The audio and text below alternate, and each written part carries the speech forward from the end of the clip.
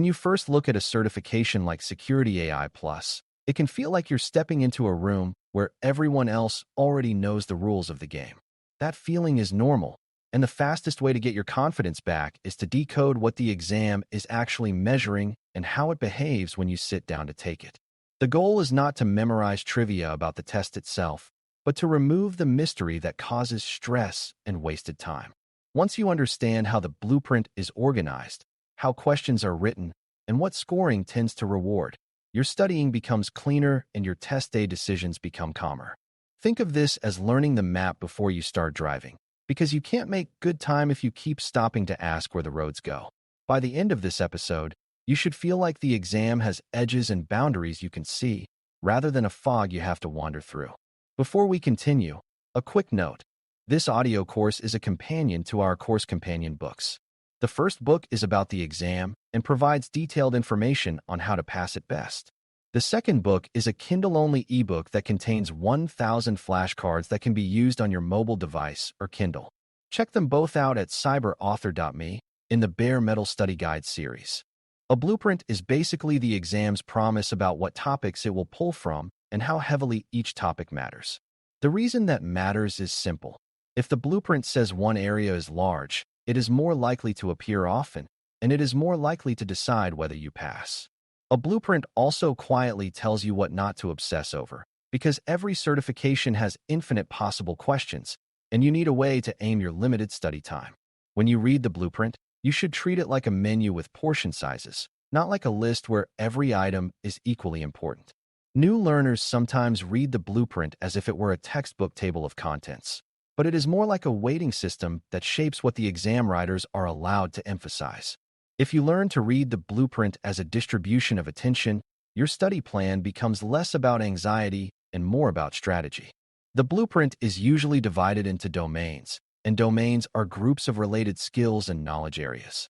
A domain might sound broad, but it is still trying to measure something specific, like understanding how AI systems behave, how risks show up, or how security practices should adapt. Inside each domain, the blueprint often lists objectives, and objectives are the things the exam expects you to be able to do, not just words you can define. That do part is important, because many questions are written to test your judgment rather than your ability to repeat a definition. When an objective uses verbs like identify, explain, differentiate, or apply, that verb is a clue about the kind of thinking you'll need. Even if you never use the blueprint again after today, learning to notice those verbs will help you predict what the exam is trying to make you demonstrate. Another thing the blueprint gives you is a vocabulary boundary, meaning it introduces the terms you should be comfortable with and the relationships between them. In an AI security exam, words that look similar can have very different meanings, and exam questions love to hide the right answer inside those differences. For example, it's one thing to recognize a concept and another thing to know when it is the best choice given the constraints in the question. The blueprint helps you spot those relationships early, like how models get trained, how they get evaluated, how they get deployed, and how security risks change at each stage. If you can group terms by where they belong in a system's life cycle or where they belong in a workflow, you'll be less likely to get tricked by a question that swaps two similar ideas. That is why reading the blueprint is not busy work. It is the first step in building a mental filing cabinet. Now let's talk about scoring rules in a way that's practical, not mysterious. Most certification exams are scaled, meaning you do not simply need a certain number of correct answers out of the total. Instead, your raw performance is transformed into a scaled score, so different versions of the exam can be compared fairly. The exam does this because not every set of questions is equally difficult, and the test provider wants a passing score to mean the same thing across versions. For you, the key takeaway is that perfection is not required and panic is expensive. If you miss a hard question, it may not hurt you as much as you fear, and if you miss an easy question, it may hurt you more than you realize. That reality pushes you toward a calm, consistent approach. Secure the points you can secure, and don't donate time to questions that are not paying you back. Scaled scoring also explains why chasing a myth like "I must get 85% right" can be a trap. You usually won't know exactly how the scale works, and you won't know how difficulty is weighted behind the scenes. What you can control is the quality of your decisions and your ability to avoid avoidable mistakes. Avoidable mistakes are things like misreading the question, missing a keyword, changing a correct answer to an incorrect one due to doubt, or burning too much time on a single item. If you treat the exam like a problem of time and accuracy management, you can beat it without ever knowing the secret math. The scoring system is designed to measure competence, not heroics, so your best move is to be steady and intentional. Think of your time like a budget, and remember that spending half your budget on one purchase rarely ends well. Many exams include a mix of question types, and question mechanics are how those questions behave and how you should interact with them. Multiple-choice questions are common because they can test recognition, discrimination, and decision-making. Some exams also include performance-based items, which are tasks or scenarios that require you to apply skills in a more realistic way. Even if you do not know exactly which formats you will see, it helps to prepare for the idea that not every question is a simple pick-one answer. Performance-based items tend to reward careful reading and step-by-step reasoning, while multiple-choice items tend to reward pattern recognition and elimination. The trick is to switch your mental mode based on the question type, rather than trying to brute force every item the same way. If you understand the mechanics, you can avoid fighting the exam with the wrong tool. Let's zoom into how exam questions are written, because this is where beginners lose points for the wrong reasons. Questions often include extra details that are there to distract you or test whether you can identify what matters. The goal is rarely to find a clever answer. The goal is to find the best answer based on the information given. Words like best, most likely, primary, first, and least are not decoration, they are instructions. If the question asks for the first thing to do, it is usually testing sequencing and risk control, not ultimate perfection. If the question asks for the most likely cause, it is often testing whether you understand common patterns rather than rare edge cases. Your job is to answer the question that exists on the screen, not the question you wish it asked. A powerful habit is to separate the question stem from the noise and to name the category of the problem in your head. Is the question about prevention, detection, response, or recovery? Is it about data exposure, model behavior, governance, or human factors? Is it asking you to identify a concept, compare two concepts, choose a metric, or select a mitigation? When you can label the category quickly, you can narrow the plausible answers before you even look at the options. That reduces the chance you'll be pulled into a wrong answer that sounds fancy, but doesn't match the task. This is also where the blueprint helps again, because it teaches you the categories the exam expects you to think in. The more you practice categorizing, the less the exam feels random. Now let's talk about the answer choices themselves, because they are engineered. In many questions, two options will be clearly wrong, one option will be close, but not quite right, and one option will be the best match to the question's constraints. The close but not quite option is the one that steals points, because it often describes something that is generally true but not the best choice here. For example, an option might be a good long-term practice, but the question might be asking what you do first in the moment. Another option might be technically correct, but it assumes permissions, data access, or tooling that the scenario did not grant you. Beginners sometimes pick answers that are true in the real world but unsupported by the scenario. Exam writing loves this because it tests discipline. Do you follow the rules of the question, or do you freestyle? Elimination is your best friend, but only if you do it thoughtfully. Start by removing options that do not answer the verb in the question, like options that explain when you needed to apply, or options that monitor when you needed to prevent.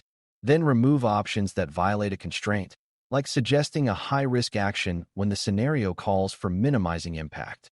After that, compare what's left by asking which option most directly reduces the risk described or best satisfies the objective being tested. This is where security thinking helps even in an AI exam. You are often choosing between trade-offs, and the exam tends to reward choices that are safer, more defensible, and more aligned with governance and least privilege. The best answer is frequently the one that is boring in the best possible way. You can think of it as the option that would be easiest to justify to a careful reviewer. Time mechanics matter because your brain changes under time pressure, and exams are built to exploit that. If you spend too long early, you start rushing later, and rushed answers are usually worse than uncertain answers. A practical approach is to keep moving, mark hard items mentally, and return if time allows, because the exam does not give you extra points for suffering. When you are stuck, it helps to decide whether you are missing knowledge or missing clarity. If you are missing clarity, reread the question and look for a keyword you skipped. If you are missing knowledge, pick the best you can using elimination and move on, because staring longer will not create knowledge out of thin air. The exam rewards coverage, meaning giving every question a reasonable attempt is usually better than perfecting a few. This is especially true when the scoring is scaled and difficulty varies. Another mechanic worth understanding is that some exams include unscored questions used for testing future items. You usually cannot tell which ones they are, and you should not try to guess. The point of knowing this is emotional, not tactical. If you hit a question that feels strangely confusing or oddly written, it might not be you. You still answer it like it counts, but you do not let it shatter your confidence. Confidence is a performance tool, and losing it can cost you more points than any single question ever could. The exam experience often includes a few items that feel unfair, and the best move is to treat them as speed bumps, not as evidence you are failing. Keep your pace, keep your method, and keep your attention on the next decision. Because this is Security AI Plus, you should expect questions to use scenarios where AI systems and security concerns intersect. That often means a question will combine two kinds of knowledge: how an AI system behaves at a high level and what a defender should do about it. For beginners, this can feel like the question is asking two things at once, but it usually isn't. The question is usually testing one primary objective, and the AI detail is there to set context. For example, it might mention model drift, prompt injection, data leakage, or evaluation metrics, but it's really asking you to choose the best risk control or the best interpretation. If you train yourself to spot the primary objective, you won't get overwhelmed by the extra words. Treat the AI details like the environment and the security decision like the action you are judged on. Misconceptions are worth calling out now because they create bad study habits. One common misconception is that you can pass by memorizing definitions alone, but many questions are about choosing the best response, not naming the concept. Another misconception is that the exam is trying to trick you, when in reality it is trying to measure whether you can read carefully and make reasonable decisions under constraints. A third misconception is that every question must have a perfect answer in the real world, but exam questions live in a simplified world where assumptions are controlled. If you argue with the scenario instead of working within it, you donate points.